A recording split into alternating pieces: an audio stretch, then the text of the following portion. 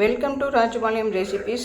இன்றைக்கி நம்ம என்ன பிரேக்ஃபாஸ்ட்டுன்னா ரொம்ப ஹெல்த்தியாக ஒரு கருப்பு கவுனி கஞ்சி, கொஞ்சமாக கடலை சுண்டல், இது பீட்ரூட்டும் மாதுளையும் போட்ட ஒரு ஜூஸு.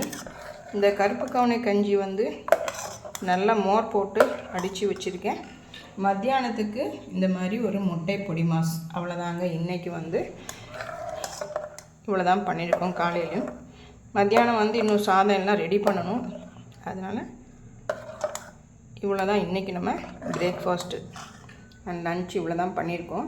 இது ரொம்ப ஹெல்திங்க.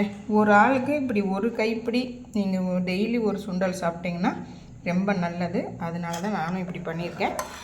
கருப்பு கவுனி சூப்பராக நல்லா வாசனையோட மோர் ஊற்றி நல்லா கலக்கி பண்ணியிருக்கோம். இங்கே பாருங்கள், இந்த மாதிரி எடுத்து ஊற்றி நீங்கள் சர்வ் பண்ணிங்கன்னா சூப்பராக சாப்பிட்ருவாங்க. இது எத்தனை பேருக்கு பிடிச்சிருக்குன்னு எனக்கு கமெண்ட் பண்ணுங்கள். தேங்க்யூ.